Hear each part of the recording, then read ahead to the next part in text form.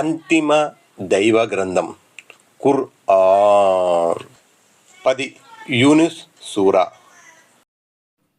ఆయత్ నంబర్ 15. وَإِذَا تُتْلَى عَلَيْهِمْ آيَاتُنَا بَيِّنَاتٍ قَالَ الَّذِينَ لَا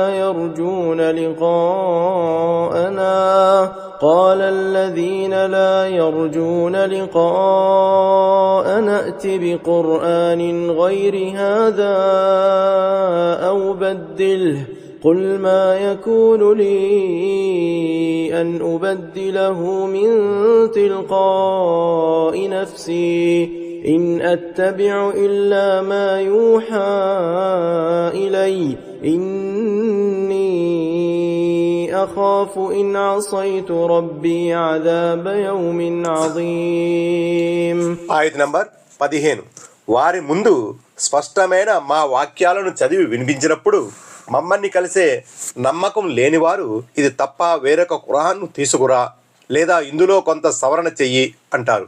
ఓ ప్రవక్త, వారికి చెప్పు, నా తరపున ఇందులో సవరణ చేసే అధికారం నాకేమాత్రమూ లేదు.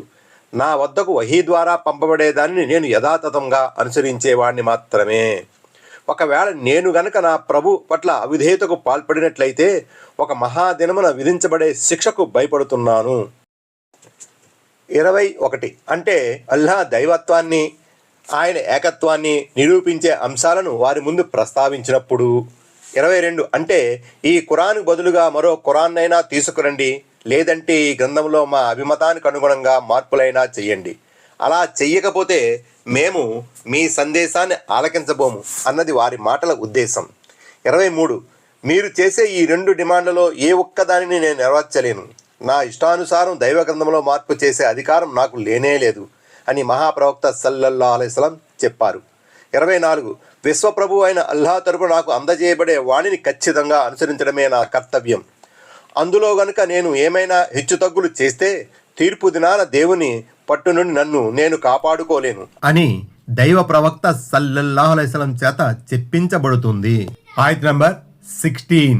قُلْ لَوْ شَاءَ اللَّهُ مَا تَلَوْتُهُ عَلَيْكُمْ وَلَا أَدْرَاكُمْ بِهِ فَقَدْ لَبِثْتُ فِيكُمْ عُمُرًا مِّن قَبْلِهِ أَفَلَا تَعْقِلُونَ. ఆయత్ నంబర్ 16. అల్లాహ్ కోరితే దీన్ని నేను మీకు చదివి వినిపించడం కానీ అల్లాహ్ దాని గురించి మీకు తెలియజేయడం కానీ జరిగి ఉండేదే కాదు. ఎందుకంటే ఇంతకు ముందు నేను నా జీవిత కాలంలో ఓ పెద్ద భాగం మీ మధ్యనే గడిపాను. అసలు మీరు బుద్ధిని ఉపయోగించరా అని అడుగు. 25. ఇదంతా దేవుని తరపున ప్రణాళికాబద్ధంగా జరుగుతుంది. చదివి వినిపించాలన్నది ఆయన తలంపు గనకనే నేను మీకు ఆ ఆజ్ఞలను చదివి వినిపించాను. దైవాభిమతం మరో విధంగా ఉంటే అసలు ఇదంతా జరిగేదే కాదు. మూలంలో అదరాకుం బిహి అనే పదాన్ని కొందరు ఆలమకుం బిహి అలా నిసాని అని తర్జుమా చేశారు. అంటే అల్లాహ్ నా నోటి ద్వారా మీకు ఈ ఖురాన్ గురించి ఏమీ తెలిపి ఉండేవాడు కాదు అని భావం. 26.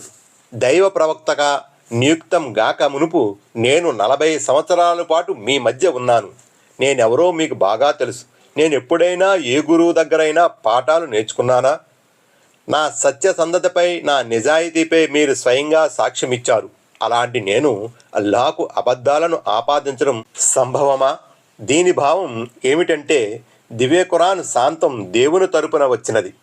అది నా విరచితం కానే కాదు. అందులో సవరణలు చేసే అధికారం నాకు లేదు. ఆయత్ నంబర్ 17. فمن أظلم ممن افترى على الله كذبا أو كذب بآياته إنه لا يفلح المجرمون. ఆయత్ నంబర్ 17. కనుక అల్లాహకు అబద్ధాలను అంటగట్టే లేక ఆయన వాక్యాలను అబద్ధాలుగా ఖరారు చేసేవాడి కన్నా పరమ దుర్మార్గుడు ఎవడుంటాడు?